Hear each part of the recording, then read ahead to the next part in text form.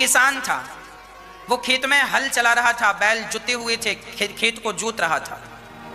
तभी लगभग 11:30-12 बज रहे थे। उसकी पत्नी, आपने गांव में सुना होगा, पति खेत में किसानी कर रहा होता है और पत्नी उसके लिए भोजन लेकर जा रही होती है ना। पत्नी भोजन लेकर के गई। भोजन में क्या? केवल अचार और रोटी। तभी वहां पर एक बहुत बड़े सिद्ध संत निकल रहे थे वहां से। संत के साथ भक्तों की बहुत बड़ी भीड़ भी थी।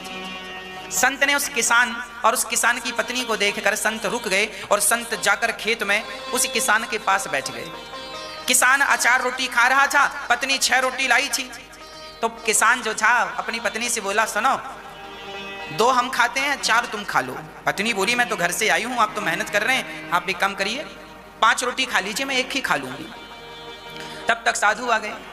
साधु आए तो किसान ने खड़े होकर संत जी को बिठाया अपनी आसन दी। महाराज, खेत है, कहाँ बिठाऊं, ज्यादा सेवा नहीं, आप यहीं बैठिए और मेरी पत्नी अचार रोटी लाई है, आप ये अचार रोटी खा लीजिए। संत के सामने एक पत्तल पर किसान ने अचार और रोटी रख दी और संत बड़ी प्रसन्नता से किसान और किसान की पत्नी की ओर देख रहे हैं और बड़ी प्रसन्नता से संत ने किसान ने 6 रोटी संत को दे दी। किसान ने कि आप खा लीजिए, अतिथि देवो भव, हम तो फिर खा लेंगे। तो संत ने 2 रोटियां किसान को दी और 2 रोटी उसकी पत्नी को दी और 2 खुद ली और अचार भी तोड़ करके सबको दिया। और संत जब खाने लगे तो उनका एक बहुत बड़ा सेठ अमीर आदमी उनके संग था। उसने कहा, गुरुजी, हमने आपके लिए 56 भोग रखे हैं, रसगुल्ला, रसमलाई, पूड़ी, पकौड़े, जलेबी, हलवा, बादाम, काजू और फलाना और ढिमका सब रखा और आपने वो सब छोड़ के अचार रोटी खा रहे हैं। तो गुरुजी ने कहा, चल, तूने भी जो लाया है सब यहां रख। अब वो अभिमानी सेठ जो पैसे का बड़ा घमंड लिए गुरुजी के संग चलता था, मैं कोई कम हूं क्या? उस गुरुजी के सामने अचार रोटी भी थी और दूसरी तरफ उसकी पूड़ी, कचौरी और जलेबी और रसमलाई और जमाना भर का पकवान था। तब गुरुजी ने, बड़े सिद्ध पुरुष थे, तब गुरुजी ने उस सेठ की जो रोटियां थी, पूड़ियां थी, पकौड़ियां थी, जलेबियां थी, उन्हें हाथ में दबाकर दोनों हाथ से दबाया तो उनसे रक्त की धार निकल पड़ी। संत ने उन्हें दबाया तो उन रोटियों से सेठ जी की वो अहंकार भरा व्यक्ति, उसकी रोटियों से क्या निकला? दबाने से, निचोड़ने से रक्त निकला, खून निकला। और जब किसान की रोटियां संत ने दबाई तो दूध की धार निकल पड़ी।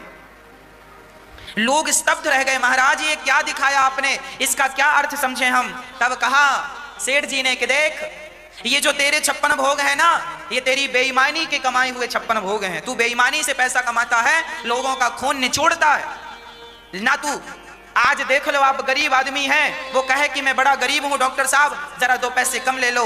डॉक्टर कहते नहीं, पैसा तो इतना ही लगेगा, फीस तो इतनी ही है। सेठ जी जरा हमारे पास पैसे कम है, जरा आटा सस्ता दे दो हमें ना, पैसा तो इतना ही लगेगा। तुमने दूसरों की तुमने कभी उनकी पीड़ा नहीं देखी, उनका दर्द नहीं देखा। हर हाल में बस लूटते गए, गलत काम करते गए और उसी गलत काम से तुमने जो धन कमाया है, तुम्हारे बने पकवानों से देखो रक्त की धार निकल रही है। और ये किसान जो मेहनत करता है, हल चलाता है, मेहनत की रोटियां खाता है, तो भले वो बासी रोटियां हो, देखो उससे दूध निकल रहा है। मेहनत और ईमानदारी और सत्य की जो रोटियां हैं ना, वो दूध में डूबी हुई होती हैं, और पापाचार भ्रष्टाचार की जो रोटियां हैं वो रक्त में डूबी होती हैं। अब आप देख लो कि आप रक्त में डूबी हुई रोटी खाते हैं या दूध में डूबी हुई रोटियां खाते हैं। इसलिए आप अपने जीवन में अपना सत्य, अपनी ईमानदारी कभी ना छोड़िएगा। सत्य को जाने मत दीजिएगा। जमाना झूठ बोल रहा है, बोलने दीजिए, जमाना गलत कर रहा है, करने दीजिए, पर आप अपने बच्चों को, आप अपने आप को यही शिक्षा दीजिए कि हमें सदा सत्य के मार्ग पर चलना है। हमें नहीं खाना ज्यादा 56 भोग, हम दाल रोटी नमक रोटी खा लेंगे, पर ईमानदारी से, बिना किसी का दिल दुखाए, सबका दर्द समझना, सबकी पीड़ा समझना, यही हम इंसानों का धर्म है, यही कर्तव्य है। नारद जी कहते हैं, आज तो सत्य का नाश हो, सत्यम नास्ति। आज तो सत्य कोई, हर जगह भ्रष्टाचार पनप रहा है। हाँ, हर जगह भ्रष्टाचार। आपका बच्चा स्कूल जाए चाहे ना जाए, घर में ही बैठा है, पर स्कूल वालों को फीस पूरी चाहिए।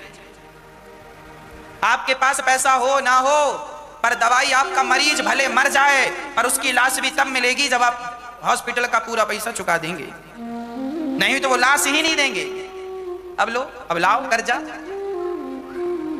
व्यक्ति धर्म भूल चुका है व्यक्ति, इंसानियत भूल चुका है, केवल पैसा, सत्य का मानो नाश हो गया। इस कलिकाल में मानो सत्य बचा ही नहीं। आज ये पृथ्वी टिकी है तो केवल सत्य के बल पर टिकी है। कुछ मुट्ठी भर सत्य वाले लोग हैं जो सत्य के मार्ग पर आज भी चल रहे हैं। आज भी बहुत सारे डॉक्टर ऐसे हैं जो ईमानदारी से निःशुल्क सेवा में लगे हुए हैं, अपना जेब का पैसा भी खर्च करके लोगों की सेवा कर रहे हैं।